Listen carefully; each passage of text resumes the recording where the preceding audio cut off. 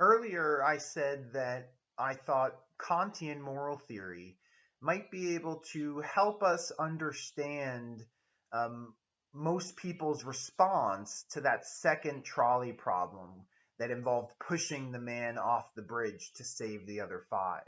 So I'd like to return to that trolley problem for a moment and try to make sense now with a better understanding of Kantian moral theory why I think a Kantian moral theorist would say pushing the man off the bridge is the wrong thing to do. It's morally wrong. The clearest way to make sense of this is through the humanity formulation. Um, Ultimately, I think that by pushing the man off the bridge to save the other five people, you are treating that man or that person as a mere means. You are using him for what good he can do in the world. Um, Notice, in at least in that particular case, as I described it, you are not asking the man if he'd be kind enough to sacrifice his own life to save five other people. That would be, treating him as an end in himself, respecting his autonomy and rationality.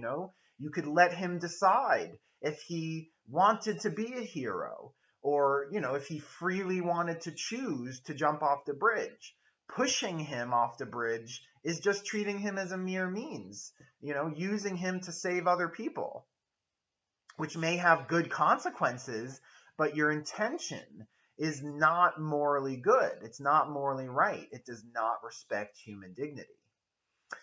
In terms of the universal law formulation, we have to start by asking what the maxim of our action is. And perhaps we can say that the maxim is this. Um, Whenever I'm able to save more people by sacrificing fewer people, I will do that, right? Sacrifice one to save five. Whenever you are able to sacrifice fewer people in order to save more people, I will do that. So, first, you have to ask yourself, can you consistently and rationally conceive of a world in which everyone does this? Can you conceive of everyone following your maxim to save one, to sacrifice one, to save five, without falling into some kind of logical contradiction?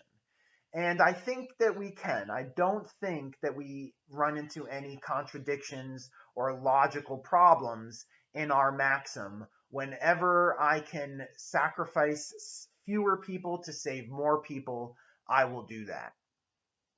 So we move on to the second part of the universal law formulation. And that requires us to ask ourselves, would we will a world in which everyone sacrifices fewer people to save more? And I think this is where most rational people would find a problem.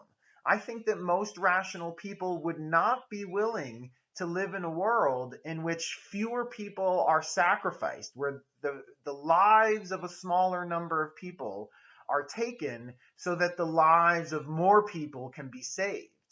The reason I think rational people wouldn't accept this is because, as a rational person, you should recognize that you might be in that fewer. You might be the one person on the bridge that is getting pushed, in other words. And you are an innocent person. The man on the bridge has not done anything to deserve being pushed off the bridge. He's just in the wrong place at the wrong time. So if you were going to universalize, if you were, in other words, willing to universalize your maxim, that would mean that you'd have to be willing for yourself to be sacrificed for other people who are strangers who you may not even know, without your permission, right? Maybe that's the kicker. That's the important part.